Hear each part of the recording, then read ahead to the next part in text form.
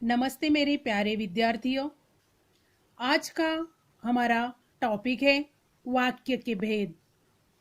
वाक्य के भेद, इसके अंतर्गत बच्चों ध्यान में रखें कि तुम्हारी प्रश्न पत्र में वाक्य के प्रकार के अंतर्गत दो प्रश्न होंगे। पहला प्रश्न जो है वो वाक्य का रचना के अनुसार भेद लिखना 1 अंक के लिए, और दूसरा प्रश्न सूचना के अनुसार अर्थ के आधार पर वाक्य को परिवर्तित कर लिखना, इसके लिए 1 अंक। इसके लिए कुल 2 अंक। इस प्रकार वाक्य के भेद का प्रश्न रहता है। तो सर्वप्रथम हम वाक्य की परिभाषा देखेंगे कि वाक्य किसे कहते हैं। शब्दों के ऐसे सार्थक समूह को वाक्य कहते हैं जिससे किसी विचार की पूर्णता प्रकट हो। उदाहरण के तौर पर देखेंगे, जैसे भारत एक महान देश है, समय बहुत बलवान है, सदा सत्य बोलो। इनसे वाक्य का समूह स्पष्टता से प्रकट होता है।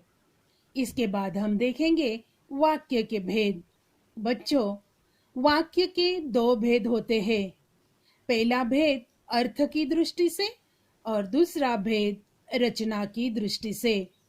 तो सर्वप्रथम आज हम अर्थ की दृष्टि से यह भेद देखने वाले हैं। अर्थ की दृष्टि से वाक्य के 8 भेद होते हैं। तो 8 भेदों में से पहला भेद हम देखेंगे। पहला भेद विधानार्थक यानी विधानवाचक वाक्य, जिसकी परिभाषा है जिस वाक्य में किसी क्रिया के होने या करने की सूचना हो उसे विधानार्थक वाक्य अथवा विधानवाचक वाक्य कहते हैं। यानी कुछ न कुछ करने का यह विधान है। उसका उदाहरण, जैसे सिरचन को लोग चटोर भी समझते हैं। करामत ड्यूटी पर जाने की तैयारी में था, मैं भीतर तक कांप गया। इससे विधानार्थक वाक्य की सूचना मिलती है। दूसरा प्रकार है निषेधार्थक यानी निषेधवाचक वाक्य। परिभाषा, जिस वाक्य में किसी बात के न होने या न करने का बोध होता है उसे निषेधार्थक या निषेधवाचक वाक्य कहते हैं। उदाहरण, हम अपना विस्तार नहीं करते, मेरी गली में एक भी पेड़ नहीं है, लक्ष्मी ने आज भी दूध नहीं दिया। इन तीनों वाक्यों से किसी बात के होने या न करने का बोध हम देख चुके हैं। तीसरा भेद है प्रश्नार्थक या प्रश्नवाचक वाक्य। परिभाषा, जिस वाक्य में किसी प्रकार का प्रश्न किया गया हो उसे प्रश्नार्थक अथवा प्रश्नवाचक वाक्य कहते हैं। जैसे, आप कोर्स खत्म होने में कितना वक्त बचा है। मैं फिर से दोहराती, आपका कोर्स खत्म होने में कितना वक्त बचा है। मकान ढूंढने में कुछ तकलीफ तो नहीं हुई। आपको विलायती चाय पसंद है या हिंदुस्तानी। इन तीनों वाक्यों में से प्रश्न किया गया है, यह दर्शाया गया जाता है।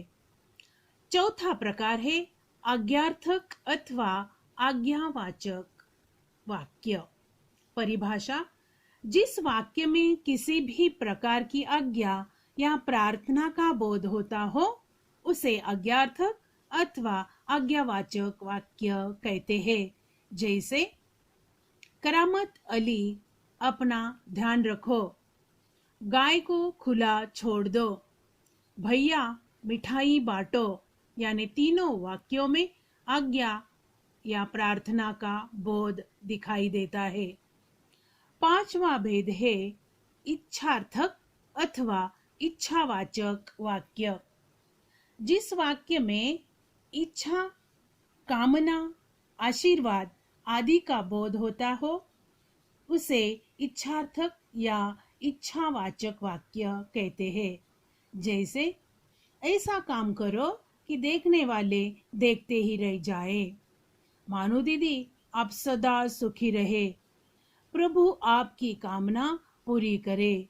इन तीनों वाक्यों से इच्छा अथवा कामना अथवा आशीर्वाद इनका बोध मिलता है।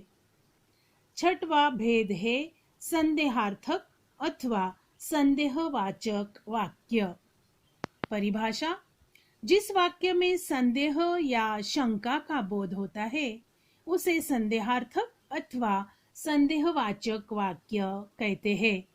जैसे, रहमान कह रहा था शायद कुछ लोग लक्ष्मी को खरीद लेंगे। शायद अब कोई मिलने वाला तंग नहीं करेगा। मानो के ससुराल वाले चिक या शीतल पार्टी की प्रतीक्षा कर रहे होंगे। इन तीनों वाक्यों में से संदेह या शंका का बोध होता है। सातवां भेद हम देखने वाले हैं संकेतार्थक अथवा संकेतवाचक वाक्य। परिभाषा: जिस वाक्य में संकेत या अपेक्षा का बोध होता है उसे संकेतार्थक अथवा संकेतवाचक वाक्य कहते हैं। जैसे, अगर गाय दूध नहीं देगी तो इसका क्या करेंगे? चुपचाप पड़ा रहूंगा तो कोई मिलने वाला तंग नहीं करेगा।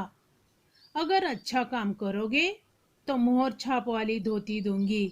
तीनों वाक्यों से संकेत या अपेक्षा का बोध होता है।